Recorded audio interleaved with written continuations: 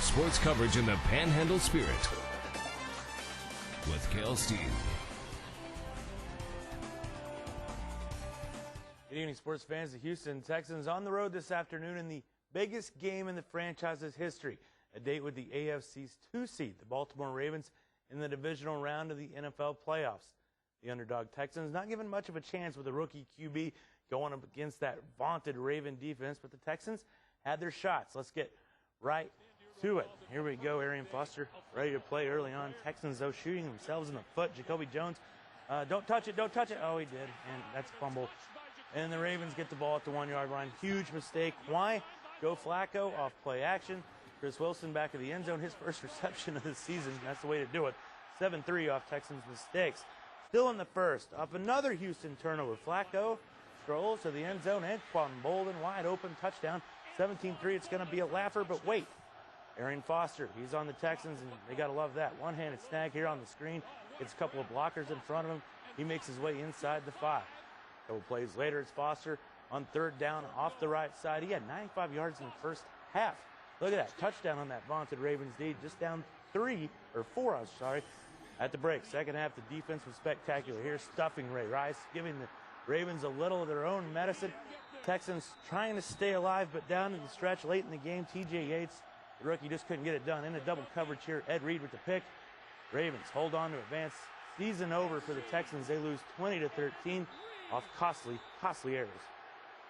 I don't know what to say. It's just a mistake, and we basically gave him 10 points early in the game with the interception and that fumble, and then late in the game, 17-13, we had a couple of excellent opportunities as a team, and weren't able to get it done. The other players' ability to, it's the right read, but you got to think of guys doing things, because it was the right read, but Ed Reed can make up for that stuff. So they taught me a lesson how to play football today for sure. NFC side, defending champion Packers hosting the Giants. You remember 2007? Why? Well, I'm going to tell you. Right before the half, Eli Manning heaves it up. Hakeem Nicks, the prayer is answered. Look at that, 20-10, Giants with all the momentum. Scary for the Packers. It gets from bad to worse here. Aaron Rodgers in the third quarter. The Ryan Grant, he coughs that up. They would review it. It is a fumble. Jason Webster picks it up. He's going to rumble somewhere inside the 5-yard line of the Packers. Next play, Eli darts it across the middle. Mario Manningham and the G-men do it again to the Packers. They did it in 07. They do it in 2012. They win 37-20. We will have a new NFL champion. To the NBA, Spurs hosting Phoenix first quarter. Tony Parker drawing a little double team, kicks over Tim Duncan. He's been doing this a long time. Perfected that mid-range jumper. Spurs up by 4. Later, Richard Jefferson penetrates, dumps it into DeJuan Blair. Floater is good. San Antonio up 10, second quarter. Blair dishes to the hole splitter with the big man with the finish, the Brazilian. Spurs lead right now 100-89, late in the fourth quarter. Now, let's go to a special story back here at home. With the growing popularity of youth hockey around Amarillo contributed by the success of the Bulls, the city was able to host its first ever Stampede Challenge tournament, thanks to the help of the fundraising and the hard work of Bulls assistant and former hockey great Austin Sutter.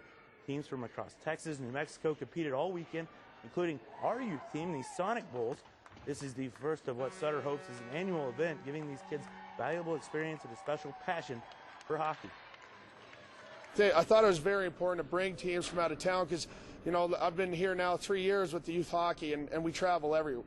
We go to Taos, we go to New Mexico, all over the place, states, all different states. So, the experience we have gained, I wanted to bring it here for our kids. Congratulations are in order. The Amarillo youth team, the Sonic Bulls, beat Taos 6-1 to take the first ever Stampede Challenge Championship. Again, congratulations. Some final notes at the PGA's final round of the Sony Open in beautiful Hawaii. Amarillo native Johnson Wagner and his lucky mustache is your winner. It's Wagner's third PGA Tour win.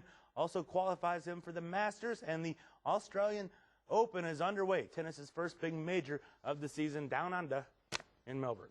Now, it's 2 o'clock right now in Melbourne. Okay. You can watch tennis on ESPN until 6 a.m. our time. Wow. You down? Oh, gosh, no. Some popcorn, take off tomorrow, watch the tennis? I'm an old lady. I need to go to bed. You are. She said it, not me. I do. I need to go to bed.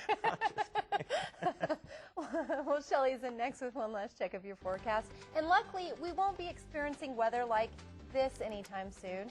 But you can imagine that getting married outdoors is a little cold, and we'll explain later or next, actually.